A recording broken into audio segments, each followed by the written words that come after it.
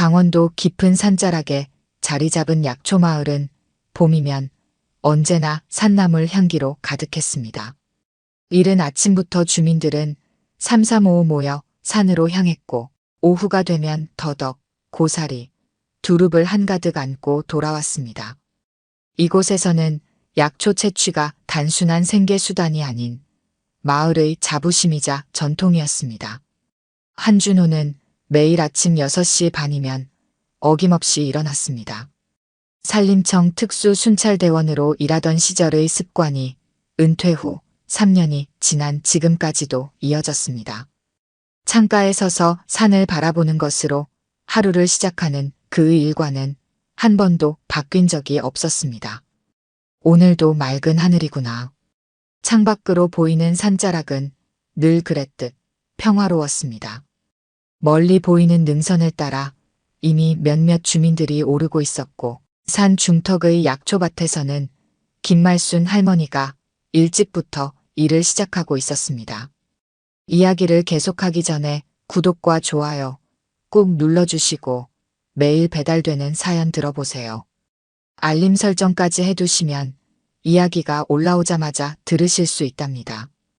여러분들의 응원은 사연 제작에 정말 큰 힘이 됩니다. 아침 식사 후 한준호는 작은 배낭을 메고 집을 나섰습니다. 배낭 안에는 물통과 응급약품, 그리고 작은 쌍안경이 들어 있었습니다. 특수 순찰대 시절 늘 챙기던 물건들이었습니다. 비록 지금은 공식적인 순찰 업무를 하지 않지만 그는 여전히 매일 산을 돌며 이상한 점이 없는지 살폈습니다. 준호 어르신, 또 산행이십니까? 약초밭에서 일하던 김말순 할머니가 손을 들어 인사했습니다. 그녀의 앞치마에는 방금 캐낸 더덕 몇 뿌리가 담겨 있었습니다. 네, 할머니. 날도 좋은데 구석구석 돌아볼 생각입니다. 어르신 덕분에 우리가 얼마나 든든한지 몰라요.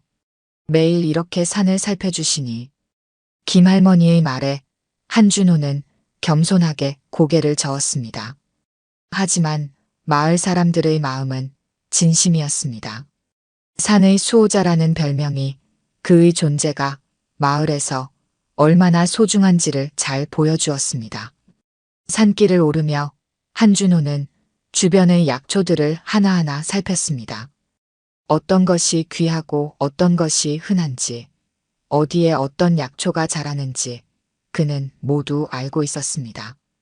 특수 순찰대 시절의 경험이 그를 이 산의 전문가로 만들어 주었습니다. 중턱에 도달했을 때 한준호는 잠시 쉬어가기로 했습니다. 바위에 앉아 물을 마시며 그는 20년 전을 떠올렸습니다. 특수 순찰대에서 동료들과 함께 불법 벌목꾼들을 추적하던 그날 갑자기 번진 화재로 젊은 동료를 잃었던 끔찍한 기억. 그 후로 그는 더 이상 위험한 현장에 나서지 않기로 결심했고 결국 고향 마을로 돌아왔습니다. 어르신, 이쪽입니다. 생각에 잠겨있던 한준호의 귓가에 누군가의 목소리가 들렸습니다. 박노인이었습니다. 마을에서 가장 연로한 약초꾼인 그는 이날따라 얼굴에 근심이 가득했습니다. 무슨 일이십니까? 어르신께 보여드릴 게 있습니다. 박노인을 따라 조금 더 올라가자 충격적인 광경이 펼쳐졌습니다. 귀한 산삼이 자라던 자리가 파헤쳐져 있었고 주변의 흙은 마구 뒤집혀 있었습니다. 불법 채취의 흔적이 역력했습니다. 언제부터 이랬습니까? 어제까지만 해도 멀쩡했는데 오늘 아침에 와보니 이렇게 되어 있더라고요.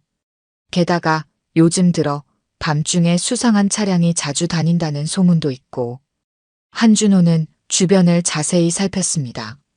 20년의 경험이 만들어낸 날카로운 직감이 이상한 낌새를 포착했습니다.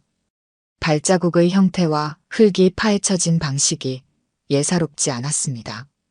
이건 단순한 도둑이 아닌 조직적인 불법 채취의 흔적이었습니다. 마을로 돌아오는 길에 한준호는 무거운 마음을 안고 있었습니다. 평화롭던 마을에 검은 그림자가 들이우기 시작했다는 것을 그는 직감적으로 알 수 있었습니다. 이제 그가 다시 한번 마을을 지켜야 할 때가 온 것 같았습니다. 깊은 밤, 산자락을 타고 검은 그림자들이 움직였습니다.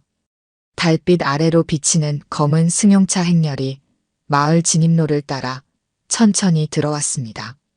차량 5대가 마을 곳곳에 흩어져 멈춰섰고 검은 정장 차림의 남자들이 무리지어 내렸습니다.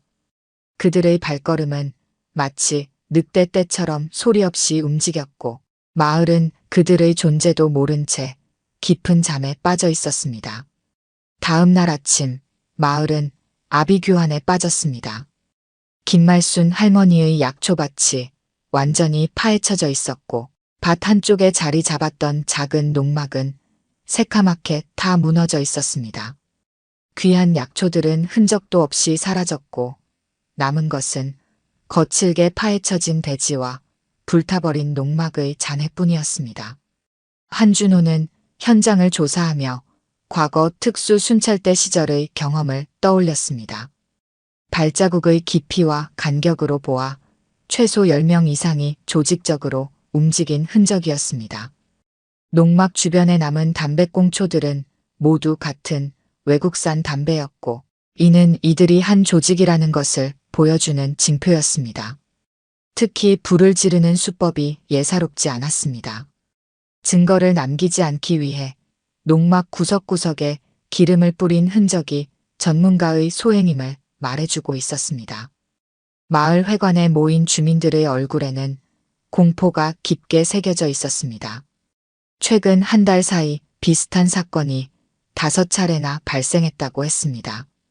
처음에는 단순 협박에 그쳤지만 이제는 노골적인 폭력으로 변해가고 있었습니다.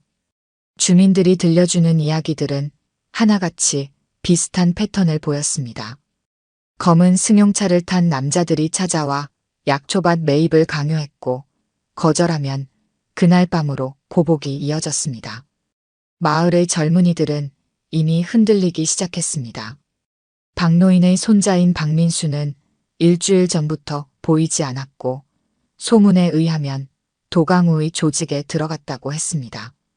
젊은이들 사이에서는 시대가 변했다는 말이 은밀하게 퍼져나갔고 돈 앞에서 전통은 서서히 무너져갔습니다.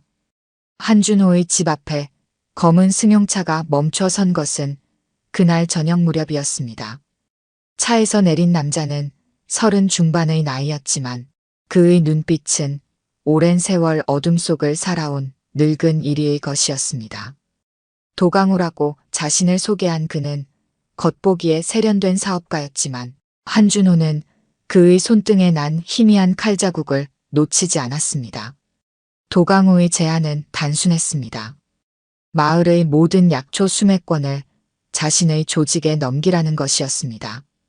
대신 안정적인 수익을 보장하겠다고 했지만 그의 말에는 강요와 위협이 묻어났습니다. 특히 한준호의 과거를 언급하며 20년 전 산불 사고를 꺼낸 순간 방 안의 공기는 얼어붙었습니다. 그날 이후 마을은 급격히 변해갔습니다. 밤마다 검은 차들이 산을 오르내렸고 이른 새벽이면 어김없이 새로운 피해 소식이 들려왔습니다. 약초밭은 하나둘 황폐화되었고 저항하는 주민들의 농막은 불에 타 사라졌습니다. 주민들 사이에서는 불안과 공포가 커져갔고 일부는 이미 포기하고 도강우의 요구를 받아들이기 시작했습니다. 한준호는 매일 밤 잠들지 못했습니다. 창밖으로 보이는 산자락에서 이따금 번쩍이는 불빛은 마치 20년 전 그날의 산불처럼 그의 마음을 짓눌렀습니다. 하지만 이번에는 달랐습니다. 더 이상 도망칠 수 없다는 것을 그는 알고 있었습니다. 서랍 깊숙이 보관해 두었던 특수 순찰대 배지를 꺼내든 한준호의 눈빛이 차갑게 빛났습니다. 산을 지키겠다는 수호자의 맹세가 다시 한번 그의 가슴 속에서 불타오르고 있었습니다. 이제 마지막 결전을 준비할 시간이었습니다. 춘천 외곽의 한 찻집, 한준호는 20년 만에 재회한 옛 동료 정태식의 얼굴을 마주했습니다. 순찰대 시절 그와 한 팀이었던 정태식은 이제 사설 경비업체를 운영하고 있었습니다. 그의 왼쪽 눈가에 난 흉터는 그날의 기억을 생생하게 전해주고 있었습니다. 도강우라고 했습니까? 정태식의 표정이 순간 굳어졌습니다.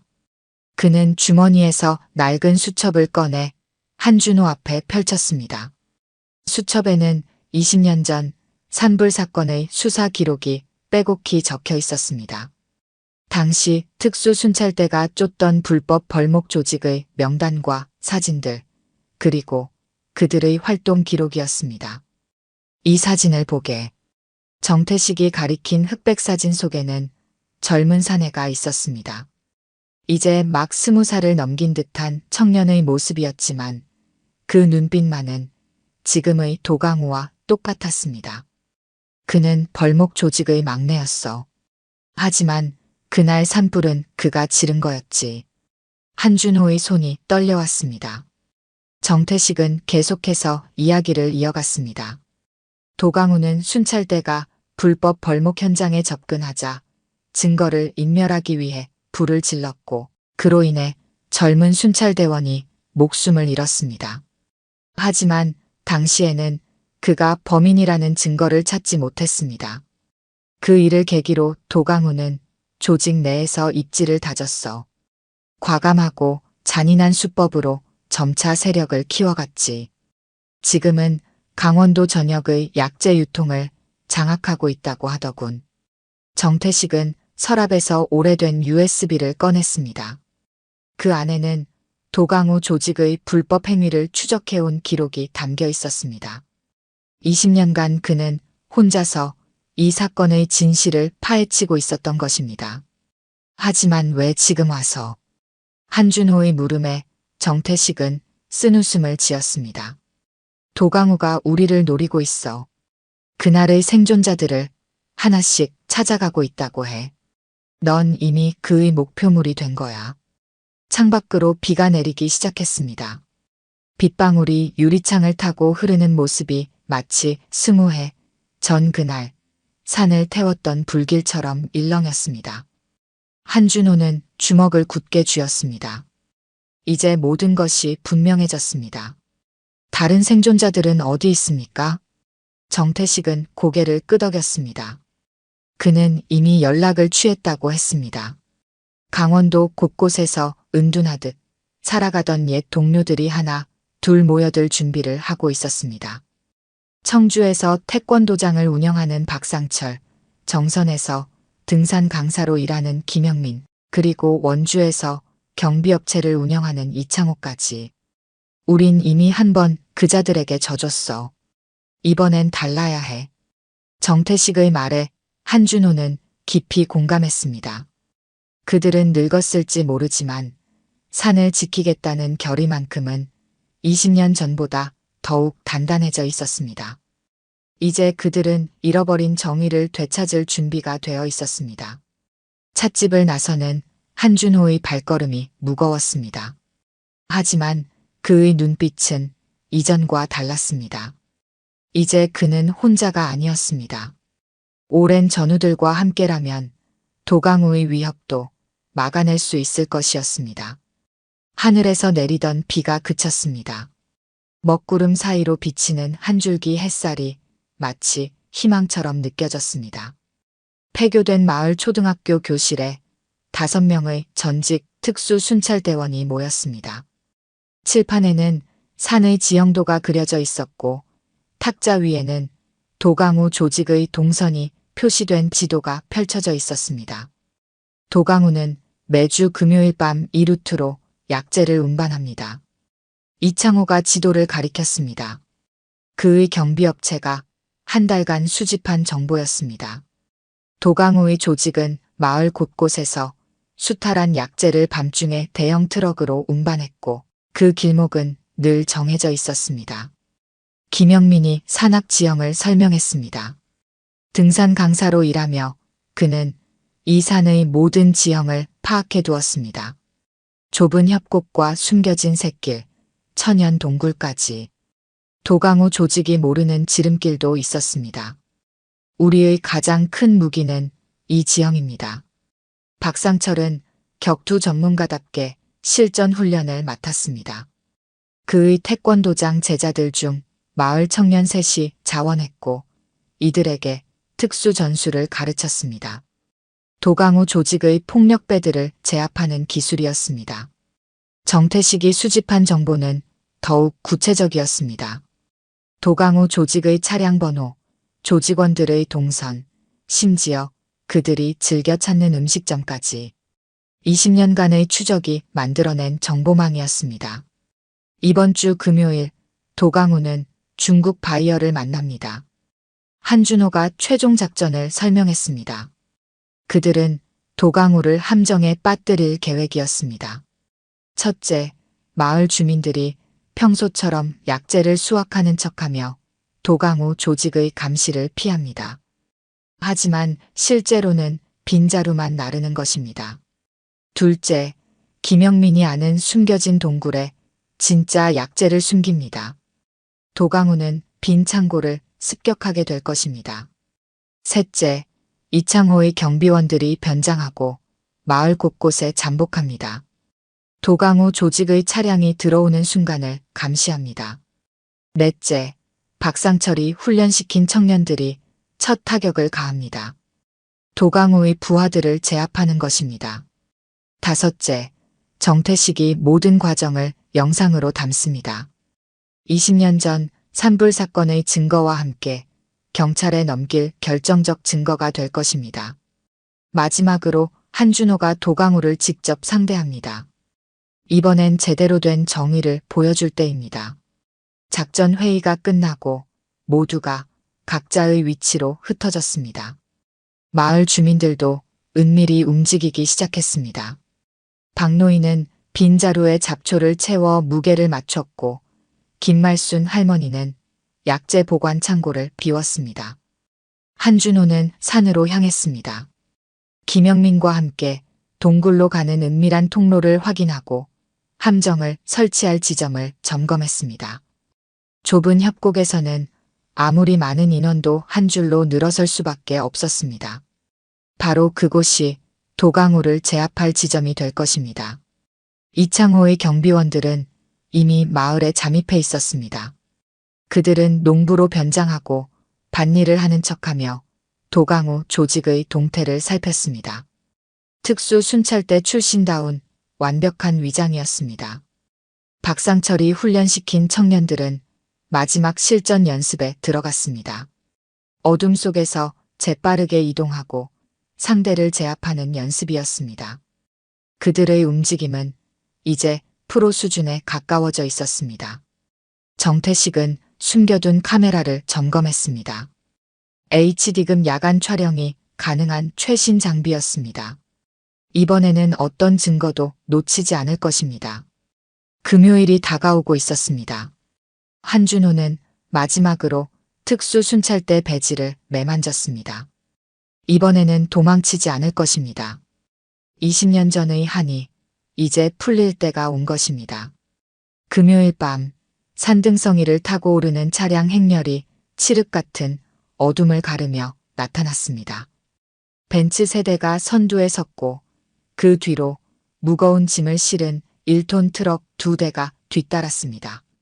협곡 입구 바위 그림자에 숨은 한준호의 손에는 전술봉이 들려 있었고 그의 눈빛은 매서웠습니다. 창고에 도착한 도강우의 발걸음이 빨랐습니다. 중국 바이어와의 거래를 앞두고 그의 얼굴에는 자신감이 넘쳤습니다. 하지만 창고 문을 열자마자 그 오만한 미소가 순식간에 일그러졌습니다. 잡초 뭉치와 빈자루뿐인 창고 안에서 썩은 냄새가 풍겨왔습니다. 도강우의 분노에 찬 고함이 터져나왔지만 그 소리는 산중턱을 울리는 폭발음에 묻혔습니다. 사전에 설치된 연막탄이 터지면서 순식간에 하얀 안개가 차량들을 뒤덮었습니다. 조직원들이 우왕좌왕하는 사이 어둠 속에서 검은 그림자들이 쏜살같이 튀어나왔습니다. 박상철이 훈련시킨 청년들의 움직임은 완벽했습니다. 태권도 고단자의 발차기가 첫 번째 조직원의 턱을 강타했고 연이은 발차기가 두 번째 조직원의 가슴팍을 파고들었습니다. 피를 흩뿌리며 쓰러지는 부하들 사이로 제3의 공격이 이어졌습니다. 이창호의 경비원들이 사방에서 조여오기 시작했습니다. 도강우가 권총을 꺼내들었지만 그 순간 산중턱 곳곳에 설치된 투광등이 일제히 불을 뿜었습니다. 강렬한 빛에 눈이 멀어 도강우는 제대로 된 조준도 하지 못한 채 협곡 쪽으로 도망쳤습니다. 하지만 그곳은 함정이었습니다. 좁은 협곡에서 한준호가 기다리고 있었습니다. 도강우의 총구가 불을 뿜었지만 20년 특수 순찰대의 경험이 만들어낸 한준호의 움직임은 총알보다 빨랐습니다. 그의 전술봉이 번개처럼 도강우의 손목을 가격했고 권총이 땅바닥을 구르며 떨어졌습니다. 20회를 기다린 복수가 시작되었습니다. 한준호의 첫 번째 주먹이 도강우의 안면을 강타하자 뼈가 부서지는 소리가 들렸습니다. 이어진 발차기가 그의 복부를 파고들었고 도강우의 몸이 공중으로 떴습니다. 마지막 일격은 특수 순찰대 시절 배운 필살기였습니다. 회전하는 한준호의 발이 도강우의 머리를 강타했고 그의 몸이 협곡 바위에 처박혔습니다. 정태식의 카메라가 이 모든 순간을 놓치지 않고 담아냈습니다. 20년 전 산불 사건의 증거와 함께 오늘 밤 벌어진 불법 무기 사용과 마약, 거래 정황까지 모든 것이 영상에 담겼습니다. 특공대가 현장을 장악했고 도강우의 조직은 순식간에 와해되었습니다. 동이틀 무렵 산은 다시 고요를 되찾았습니다. 피 묻은 전술봉을 닦아내며 한준호는 하늘을 올려다보았습니다. 20년 전 산불로 숨진 동료가 이제야 편히 쉴 수 있을 것 같았습니다. 그의 손에 쥐어진 특수 순찰대 배지가 아침 햇살에 반짝였습니다. 늦가을의 아침 햇살이 산자락을 비추는 가운데 한준호는 여전히 그의 일상을 이어가고 있었습니다. 하지만 이제 그의 발걸음은 한결 가벼워졌고 매일 아침 산을 바라보는 눈빛에서는 더 이상 그늘을 찾아볼 수 없었습니다. 도강우 사건 이후 반년이 지난 지금 마을은 완전히 새로운 모습으로 변모해 있었습니다. 옛 폐교는 산림약초연구소라는 새 간판을 달고 태어났습니다. 한준호와 전직 순찰대원들이 힘을 모아 설립한 이곳에서는 전통 약초, 재배법과 현대 농업 기술을 접목한 연구가 한창이었습니다. 정태식은 그의 정보망을 활용해 해외 바이어들과 정당한 거래 관계를 맺었고 이창호는 연구소의 보안을 책임졌습니다. 박상철은 젊은이들에게 무예를 가르치며 산림순찰대 양성에 힘을 쏟았고 김영민은 등산 전문가답게 약초 채취의 안전교육을 담당했습니다. 특히 눈에 띄는 것은 젊은이들의 변화였습니다. 한때 도강우의 유혹에 넘어갔던 박노인의 손자 민수는 이제 연구소의 선임 연구원이 되어 있었습니다. 그는 할아버지의 전통 지식을 현대 과학으로 재해석하는 프로젝트를 이끌었고 그의 열정은 다른 젊은이들에게도 좋은 자극이 되었습니다. 도시로 떠났던 청년들이 하나둘 돌아오기 시작했고 연구소는 그들에게 새로운 희망이 되어 주었습니다. 김말순 할머니의 약초밭은 이제 교육장이 되었습니다. 할머니는 매주 이곳에서 젊은이들에게 약초 분별법을 가르쳤고 그녀의 손끝에서 피어나는 지혜는 세대를 넘어 이어졌습니다. 불에 탔던 농막 자리에는 아담한 온실이 들어섰고 그곳에서는 사계절 내내 귀한 약초들이 자라났습니다. 특수 순찰대의 명예도 회복되었습니다. 도강우의 체포로 20년 전 산불 사건의 진실이 밝혀지면서 순찰대의 희생은 재평가받았습니다. 산림청은 공식 사과와 함께 순직 대원들을 위한 추모비를 세웠고 한준호와 생존 대원들은 명예 순찰 대원으로 임명되었습니다. 이제 마을은 약초마을이라는 이름으로 전국에 알려졌습니다. 불법 채취와 난개발의 위험으로부터 자연을 지키면서도 전통과 현대가 조화롭게 공존하는 모범 사례로 꼽혔습니다. 각지에서 찾아오는 견학단들에게 한준호는 늘 같은 말을 들려주었습니다. 산은 우리 모두의 것이며 우리는 그저 지킴이일 뿐이라고. 늦가을의 서늘한 바람이 산자락을 쓸고 지나갔습니다. 곧 겨울이 오겠지만 이제 이 마을에는 두려울 것이 없었습니다. 약초밭에 새순이 돋아나는 봄이 오면 또 다른 이야기가 시작될 것입니다. 한준호는 여전히 매일 아침 산을 순찰했습니다. 하지만 이제 그의 발걸음에는 희망이 깃들어 있었고 그가 지나는 길마다 평화가 꽃 피어났습니다. 오늘 들려드린 이야기가 여러분의 마음에 작은 울림이 되었기를 바랍니다. 아까 깜빡하신 분들이 계셨다면 좋아요와 구독 부탁드려요. 다음 사연을 들려드리는데 큰 힘이 된답니다. 그리고 여러분의 이야기도 댓글로 들려주세요. 다음 이야기 때 또 뵙겠습니다. 강남 한복판의 초고층 백화점이 겨울 아침 햇살을 받아 반짝였다.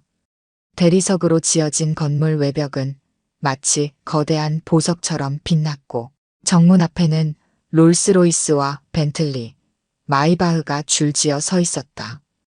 영하 10도의 한파에도 운전기사들은 자리를 지켰다. VIP 라운지는 이른 아침부터 특별한 손님들로 북적였다. 전날 밤 파티에서 입었던 샤넬과 구찌, 생로랑의 드레스를 뽐내는 여성들이 샴페인을 마시며 수다를 떨었다. 그들의 웃음소리는 천박할 정도로 날카로웠다. 서유진은 라운지 안쪽 창가에서 식어가는 커피를 노려보고 있었다. 최근 출시된 3천만 원대 디올 리미티드 에디션 백이 의자에 대충 던져져 있었다. 짙은 다크서클이 그녀의 피곤한 얼굴을 더욱 창백하게 만들었다. 유진아, 이제 결혼한 지 5년이 다 되어 가는데 아직도 소식이 없다며? 시어머니의 독설이 또 시작됐다. 전날 있었던 가문의 송년회 사진과 함께 날카로운 문자가 도착했다. 서유진의 동서가 찍은 초음파 사진도 첨부되어 있었다. 쌍둥이란다. 우리 며느리는 언제쯤 기쁜 소식을 전해줄까? 우리 가문에 대를 이을 아들이 꼭 필요한데. 참, 이번 주 목요일에 유명한 한의원을 예약해뒀어. 거기 원장님이 불임치료에 신기가 있다더라. 서유진은 손톱으로 가죽 소파를 긁었다. 이미 15번째 시험관 시술이었다. 매일 아침 기초 체온을 재고 호르몬제를 맞고 한약을 마시는 생활이 5년째였다. 몸은 붓고 여드름이 났다. 호르몬에 영향을 주지 않는다는 우울증 약도 하루 3알씩 먹었다. 남편 강민우는 요즘 들어 늦은 퇴근과 해외 출장이 더욱 잦아졌다. 어젯밤에도 긴급 출장이란다. 그의 와이셔츠에서 나는 달콤한 향수 냄새가 아직도 코끝에 남아 있었다. 분명 여자의 향이었다. 서유진은 그 여자가 누군지 알고 있었다. 시어머니가 일부러 소개한 여자, 남편의 대학 후배였다. 한 달 전 그녀는 남편의 휴대폰을 훔쳐보았다. 오빠 검사 결과 나왔어요. 제가 임신한 것 같아요. 서유진은 화장실에서 구토를 했다. 시어머니가 며느리 몰래 진행한 일이었다. 가문의 대를 잇기 위해서라면 무슨 짓이든 할 수 있다는 걸 보여주는 증거였다. 쇼핑은 그나마 그녀를 위로하는 유일한 도피처였다. 명품을 살 때만큼은 자신이 이 세상에서 가장 값진 존재가 된 것 같았다. 13개의 에르메스 백으로 가득 찬 드레스룸이 그녀의 허영과 공허함을 증명했다. 사모님, 커피 리필 해드릴까요? 서유진은 차가운 눈빛으로 직원을 쳐다봤다. 됐어요. 이미 식었잖아요. 이런 찬 커피를 누가 마시겠어요? 새로 간 내린 걸로 가져오세요. 직원이 긴장한 표정으로 커피잔을 가져갔다. 서유진은 입가에 냉소를 띄웠다. 최소한 이곳에서는 자신이 여왕이었다. 돈이면 모든 게 해결되는 곳. 그녀의 왕국이었다. 오늘도 그녀는 백화점 1층으로 향했다. 새로 들어온 프랑스 수제 초콜릿이 있다고 했다. 박스당 100만 원이라고? 상관없었다. 어차피 돈은 남편 카드로 긁을 것이다. 그의 불륜에 대한 작은 복수라고 생각하면 오히려 통쾌했다. 가죽 부추굽이 대리석 바닥을 차갑게 울렸다. 서유진은 초콜릿 매장 앞에 섰다.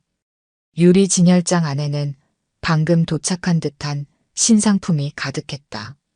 프랑스 최고의 초콜릿 메이커가 하루 동안 만든 한정판이었다. 전 세계 100개 한정, 가격은 박스당 100만 원. 직원이 공손하게 허리를 굽혔다. 오늘 아침에 출고된 최고급 제품입니다. 현재 3개밖에 남지 않았습니다. 서유진은 눈 하나 깜빡이지 않고 카드를 꺼냈다. 3개 다 주세요. 300만 원짜리 초콜릿. 그녀는 비닐봉지에 담긴 초콜릿을 바라보며 비웃었다. 지금쯤 문자가 갔겠네.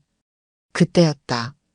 낡은 회색 코트를 입은 노인이 초콜릿 매장 앞에서 발걸음을 멈췄다. 박정순 할머니였다. 손녀의 생일 선물을 사러 나온 참이었다. 다음 주면 10살이 되는 손녀 아이는 요즘 그림 그리기에 푹 빠져 있었다. 정순 할머니는 초콜릿 진열장을 물끄러미 바라봤다. 손녀가 초콜릿을 좋아했다. 하지만 가격표를 보는 순간 한숨이 나왔다. 3달 동안 모은 용돈으로는 살 수 없는 금액이었다. 할머니는 주머니 속 비닐봉지를 만졌다. 화구 세트 카탈로그가 구겨진 채 들어있었다. 갑자기 어지러움이 몰려왔다. 아침을 걸은 탓이었다. 할머니는 기둥을 붙잡았다. 눈앞이 캄캄해졌다. 서유진은 이 광경을 차갑게 지켜보았다. 백화점 직원들이 달려와 노인을 부축했다. VIP 라운지로 모시겠다는 직원의 말에 할머니는 고개를 저었다. 괜찮아요. 그냥 잠깐 어지러웠을 뿐이에요. 서유진의 눈빛이 날카로워졌다. 저런 초라한 노인네가 자신과 같은 공간에 있다는 사실이 불쾌했다. 그녀는 일부러 초콜릿을 하나 꺼내 포장을 뜯었다. 와, 이거 정말 맛있네요. 서유진은 목소리를 높였다. 주변 사람들이 그녀를 쳐다봤다. 그녀는 더욱 과장된 몸짓으로 초콜릿을 베어 물었다. 은박지를 구기는 소리가 날카로웠다.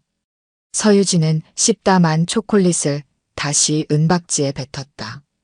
그리고 은박지를 바닥에 떨어뜨렸다. 은박지가 대리석 바닥에 나직한 소리를 내며 떨어졌다. 여긴 당신 같은 사람과는 어울리지 않아요. 그냥 동네 슈퍼에나 가세요. 정순 할머니는 그 광경을 지켜보았다. 반들반들한 대리석 바닥에 떨어진 쓰레기가 마음에 걸렸다. 할머니는 천천히 몸을 숙여 은박지를 주었다. 허리가 아팠지만 개의치 않았다. 뭐 하시는 거예요? 청소부세요. 서유진이 날카로운 목소리로 물었다. 주변 사람들이 하나둘 이쪽을 돌아보기 시작했다. 아니에요. 그냥 지저분해 보여서. 그러면 왜 남의 쓰레기를 줍는 거예요? 여기가 어디라고 생각하시는 거예요? 당신 같은 사람은 여기 올 자격도 없어요. 서유진의 목소리가 점점 커졌다. 그녀의 얼굴은 분노로 일그러졌다. 할머니는 아무 말 없이 은박지를 쓰레기통에 버렸다. 그 순간 서유진이 들고 있던 초콜릿 박스를 바닥에 던졌다. 고급 초콜릿이 대리석 바닥에 나뒹굴었다. 당신이 뭔데 참견이에요? 이게 얼마짜리 초콜릿인 줄 알아요? 당신 몇 달 용돈보다 비싼 초콜릿이에요. 할머니의 얼굴이 붉어졌다. 주변의 시선이 따가웠다. 서유진은 바닥에 떨어진 초콜릿을 발로 밟았다. 값비싼 초콜릿이 부츠 밑창에서 으스러졌다. 이런 거 제가 얼마든지 더 살 수 있어요. 보세요. 그녀는 남은 2박스의 초콜릿도 바닥에 던졌다. 300만 원어치의 초콜릿이 처참하게 부서졌다. 주변에서 놀란 숨소리가 들렸다. 이게 제가 10분 동안 쓴 돈이에요. 당신은 평생 모아도 못 쓸 돈이겠죠? 할머니는 말없이 고개를 숙였다. 주머니 속 화구 세트 카탈로그를 꼭 쥐었다. 10살 손녀의 웃는 얼굴이 떠올랐다. 무슨 일입니까? 깊은 목소리가 울렸다. 강태우 부사장이 빠른 걸음으로 다가왔다. 상황을 본 그의 얼굴이 순식간에 굳어졌다. 그의 뒤로 여러 명의 임원들이 뒤따랐다. 오늘은 백화점 이사회가 있는 날이었다. 박 여사님. 부사장이 달려와 할머니를 부축했다. 바닥에는 깨진 초콜릿 조각이 널브러져 있었다. 고급 카카오 향이 공기 중에 퍼졌다. 부사장의 눈빛이 서유진을 향했다. 손님, 오늘이 무슨 날인지 아십니까? 서유진은 어리둥절했다. 이 백화점이 개점한 지 정확히 30주년이 되는 날입니다. 그리고 오늘 이 자리에서 백화점의 새로운 문화센터 증축을 발표하려 했습니다. 부사장의 말이 채 끝나기도 전에 한 임원이 달려와 속삭였다. 부사장님, 기자들이 아래 있습니다. 30주년 기념식 때문에 나와 있던 기자들이요. 서유진의 얼굴이 하얗게 질렸다. 그녀의 행동이 모두 카메라에 찍혔을 것이다. 부사장의 표정이 더욱 무거워졌다. 이분은 우리 백화점의 실소유주이십니다. 20년 전 IMF 시절 3,000명 직원의 생계를 지키기 위해 전 재산을 투자하신 분이시죠. 서유진의 다리에 힘이 풀렸다. 그녀가 들고 있던 명품백이 바닥에 떨어졌다. 안에서 화장품들이 쏟아져 나왔다. 박정순 여사님은 제 은인이십니다. IMF 때 계약직이었던 저를 정직원으로 전환해 주셨죠. 제 아버지 병원비도 회사에서 지원해 주셨고 어머니 치매 투병 때도 도와주셨습니다. 부사장의 목소리가 떨렸다.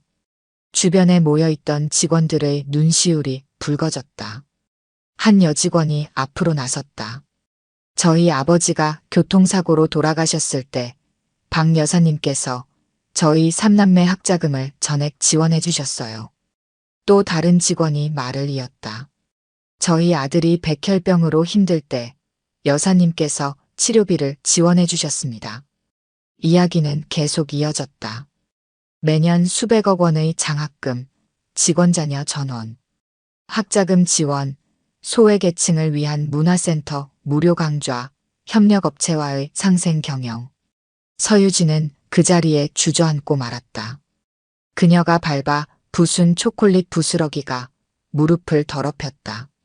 입고 있던 몇 천만 원짜리 원피스가 망가졌지만 신경 쓸 겨를이 없었다. 할머니가 조용히 입을 열었다. 그녀의 목소리는 흔들림이 없었다. 앞으로의 30년을 이끌어갈 새로운 문화센터는 우리 지은이를 위한 거예요.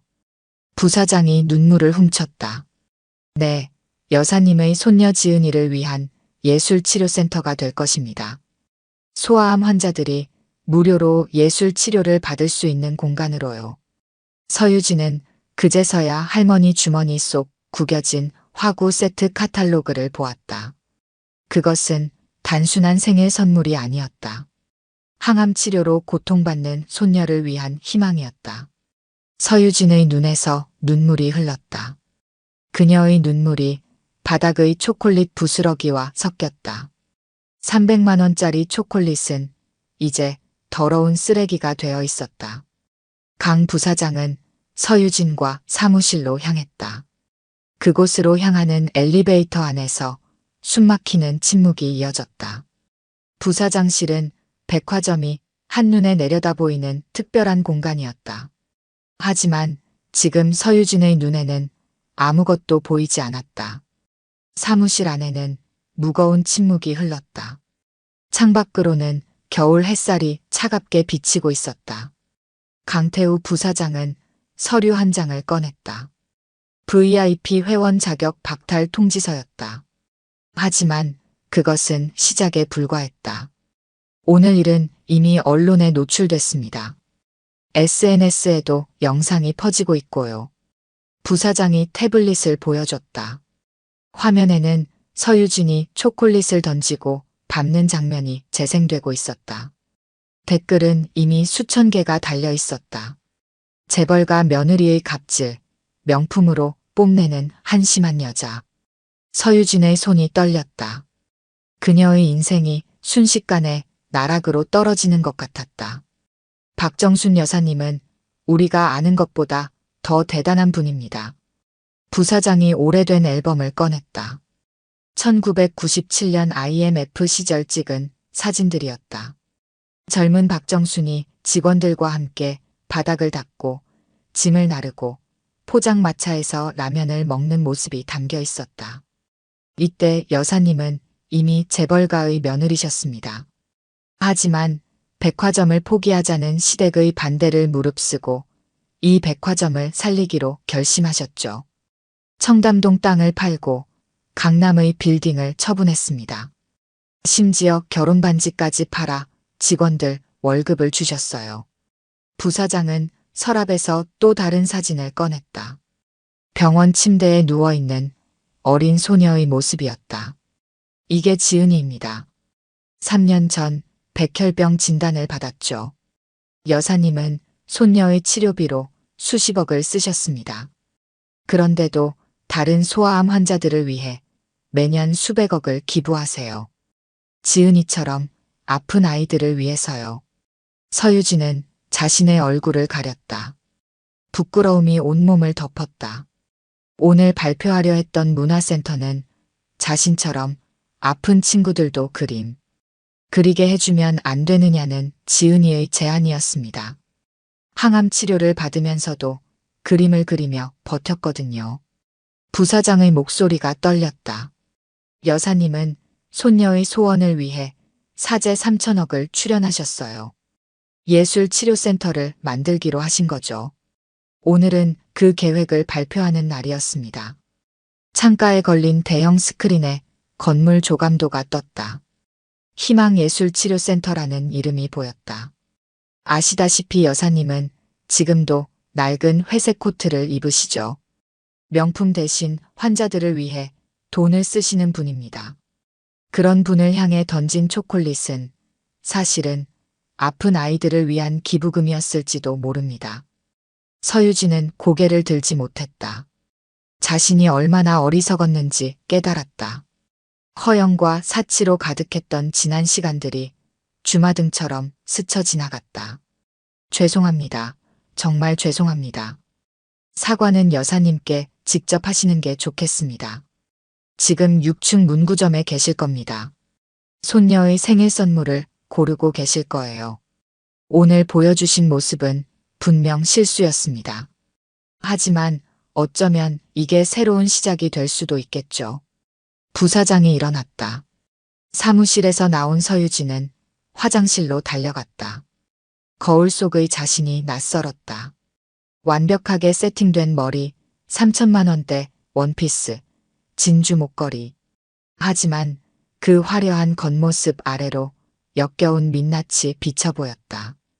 구토가 올라왔다. 변기를 붙잡고 몸을 떨었다. 자신이 던지고 밟아버린 초콜릿이 소아암 환자들을 위한 기부금이 될 수도 있었다는 사실이 목구멍을 파고들었다. 완벽한 메이크업이 눈물에 번졌다. 6층 문구점 앞에서 멈춰섰다. 박정순 할머니는 아직도 화구 세트를 고르고 있었다.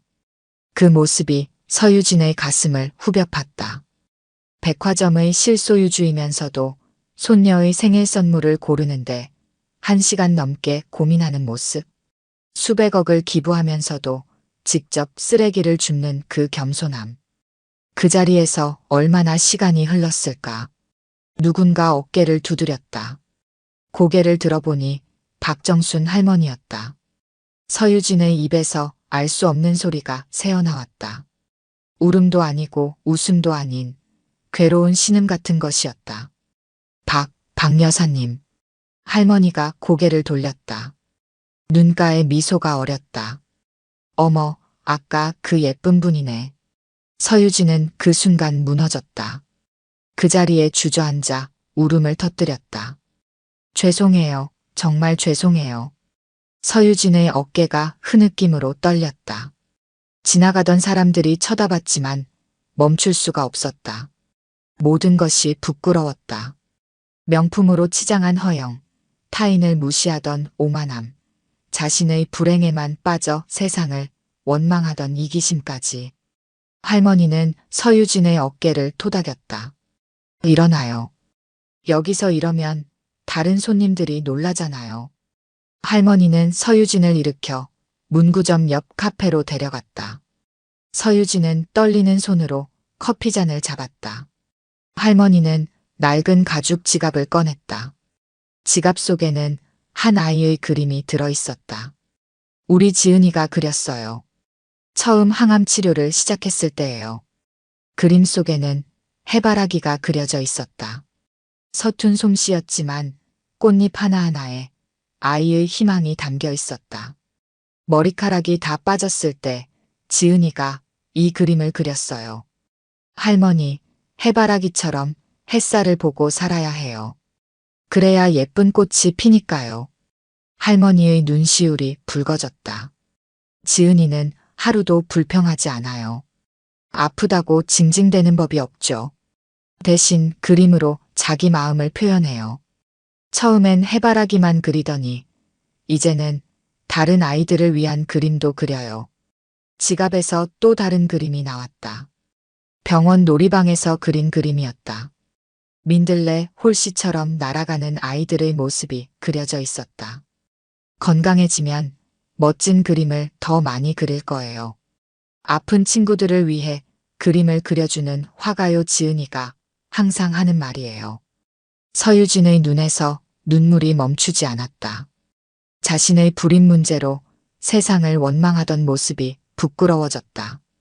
이 세상에는 더 큰 아픔을 안고도 희망을 잃지 않는 이들이 있었다. 서유진이 입을 열었다. 여사님, 제가 일부러 그랬어요. 쓰레기를, 초콜릿을. 알아요. 서유진이 놀라 고개를 들었다. 다 봤어요. 하지만 왜 그랬는지도 알 것 같아요. 할머니의 눈빛이 따뜻했다. 그렇게 예쁘고 고운 분이 왜 저렇게 차가운 눈빛을 하고 있을까 내내 궁금했거든요. 당신 눈에서 제 젊은 시절 모습이 보였어요.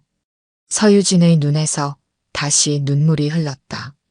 그동안 참아왔던 모든 이야기가 본물처럼 쏟아져 나왔다. 시어머니의 압박, 멀어져가는 남편, 끝나지 않는 불임 시술, 내연녀의 임신 성공 사실을 알게 된 것, 공허한 쇼핑으로도 채워지지 않는 마음의 구멍까지. 할머니는 묵묵히 그녀의 이야기를 들어주었다. 그리고 조용히 말했다. 사람은 가끔 잘못된 선택을 해요. 하지만 그걸 인정하고 바로잡을 줄 아는 사람은 많지 않죠. 할머니는 오래된 사진 한 장을 꺼냈다. 30년 전 젊은 시절의 모습이었다. 그때 그녀도 서유진처럼 아이를 갖지 못해 고통받았다. 시어머니의 따가운 시선, 남편과의 갈등, 끝없는 병원 치료까지 모든 게 똑같았다. 하지만 그녀의 남편은 달랐다. 주변의 압박에도 아내를 믿고 기다려주었다. 함께 고난을 견뎌냈고 결국 좋은 결실을 맺었다. IMF 때는 큰 어려움도 겪었지만 부부가 힘을 모아 그 시절도 이겨냈다. 할머니는 서유진의 손을 조용히 잡았더니 단호하게 말했다. 고통받을 필요 없어요. 당장 이혼을 하세요. 이런 배신을 한 사람과는 새 출발이 불가능해요. 시어머니가 일부러 이런 일을 꾸몄다면 더더욱이요. 할머니는 명함 한 장을 꺼내 건넸다. 대형 로펌의 변호사 명함이었다. 내가 아는 가장 실력 있는 변호사예요. 위자료도 꼭 받으세요. 당신이 겪은 정신적 고통, 불임 치료 과정에서의 고통, 시어머니의 계획적 불륜 교사까지 하나도 놓치지 말고 다 받아내세요. 그게 당신의 새 삶을 위한 밑거름이 될 거예요. 할머니의 눈빛은 따뜻했지만 목소리는 단호했다. 당신은 아직 젊어요. 이제 진짜 자신을 위한 삶을 살 때예요. 그동안 잊고 있던 미술도 다시 시작하고 당신이 꿈꾸던 모든 것을 해보세요. 좋은 인연이 있다면 그때 다시 시작하면 되는 거예요. 굳게 마음을 먹은 서유진은 집으로 돌아가 당장 절차를 시작했다. 할머니가 소개한 변호사는 유능했다.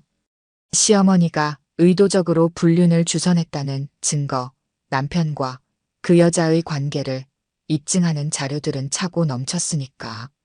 결국 서유진은 파격적인 위자료를 받아내는데 성공했다.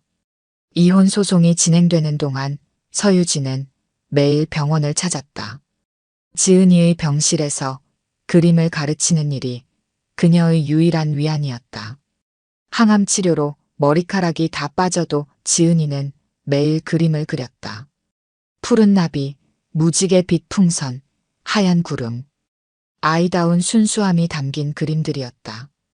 어느 날 주치의가 놀라운 소식을 전했다. 지은이의 항암 치료 결과가 좋아지고 있다는 것이었다. 의사는 미술 치료가 큰 도움이 되고 있다고 했다. 그림을 그리는 동안만큼은 지은이가 투병의 고통을 잊을 수 있었다. 그 소식을 들은 박정순 할머니는 서유진에게 제안했다. 백화점 문화센터에 미술치료실을 만들자고. 처음에는 작은 공간이었지만 점차 소문이 나면서 찾는 환자들이 늘어났다. 서유진은 그곳에서 자신의 새로운 삶을 발견했다. 그곳에서 김태준을 만났다. 소아암 전문의였던 그는 지은이의 주치의였다. 환자들을 위해 주말마다 봉사를 오는 그를 보며 서유진은 진정한 사랑이 무엇인지 깨달았다. 화려한 겉모습이 아닌 따뜻한 마음이었다. 1년이 지났다. 지은이는 기적처럼 완치 판정을 받았다. 이제 그녀는 미술학교에 다니며 자신처럼 아픈 친구들을 위한 그림을 그렸다. 병원 곳곳에는 지은이가 그린 그림들이 걸렸다. 투병 중인 아이들에게 그림은 희망이 되었다. 서유진과 태준의 결혼식은 소박했다. 하객 대신 소아암 병동의 아이들이 식장을 가득 채웠다. 백화점 전시관에는 특별한 전시회가 열렸다. 희망을 그리는 아이들이라는 제목의 전시였다. 지은이의 그림이 전시회의 중심이었다. 박정순 할머니는 그날 처음으로 울었다. 지은이가 그린 그림 앞에서였다. 할머니와 서유진이 함께 있는 모습을 그린 그림이었다. 그림 아래에는 서툰 글씨로 적혀 있었다. 우리 할머니와 선생님께 새로운 봄이 왔어요.